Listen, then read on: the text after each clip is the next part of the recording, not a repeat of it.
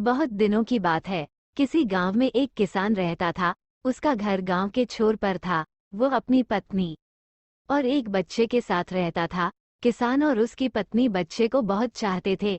एक दिन शाम को किसान लौटकर घर आया तो अपने साथ एक नेवले का बच्चा भी लेता आया।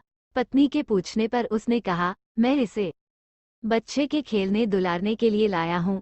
नन्हा नेवला और किसान का बच्चा दोनों साथ साथ बड़े होने लगे। 5-7 महीने के अंदर नेवले का बच्चा बड़ा होकर भरा पूरा नेवला बन गया, जबकि किसान कर लड़का अब भी पालने में ही झूल रहा था। नेवला बड़ा सुंदर और प्यारा लगने लगा। उसकी चमकीली काली आंखें और झबरे बालों वाली सुंदर पूंछ बड़ी अच्छी लगती थी। एक दिन किसान की पत्नी को कुछ सामान खरीदने के लिए बाजार जाना था। उसने बच्चे को दूध पिलाकर पालने में सुलाया और एक बड़ी टोकरी लेकर बाजार जाने के लिए तैयार हुई। जाने से पहले उसने किसान से कहा, मैं थोड़ी देर के लिए बाजार जा रही हूँ। बच्चा पालने में सो रहा है, जरा उसका ध्यान रखना। मुझे इस नेवले से डर लगता है। किसान ने कहा, इसमें डरने की क्या बात है? अपना नेवला तो बहुत ही प्यारा और नेक है, जैसे हमारा बच्चा। इसके तुरंत बाद किसान की पत्नी बाजार चली गई। किसान को घर में कोई काम नहीं था, बच्चा भी सो रहा था। उसे छोड़कर वो बाहर घूमने निकल गया। रास्ते में उसे 2-4 दोस्त मिल गए। दोस्तों के साथ बातें करने में ऐसा मगन हुआ कि उसे घर लौटने की याद ही नहीं रही। उधर किसान की पत्नी टोकरी भर सामान खरीदकर घर पहुंची।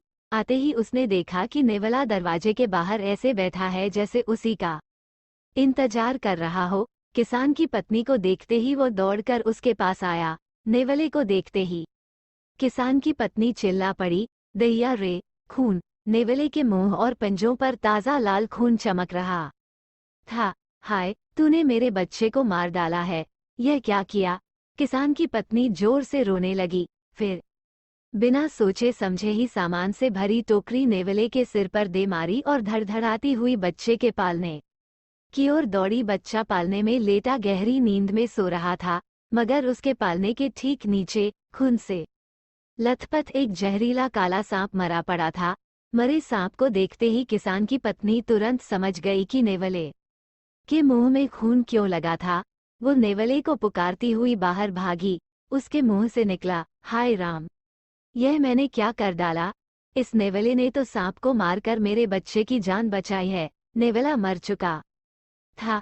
सामान से भरी भारी टोकरी की चोट से उसका सिर फट गया था। किसान की पत्नी को अपनी करनी पर बड़ा दुख हुआ। उसकी आंखें आंसुओं से भर आई। वो दहाड़ मारकर रोने लगी। पर अब क्या होता? ये सब उसकी समझ का फेर था। दोस्तों, आपको ये कहानी कैसी लगी कमेंट करके बताएं। वीडियो को लाइक और शेयर करें और चैनल को सब्सक्राइब करें। धन्यवाद।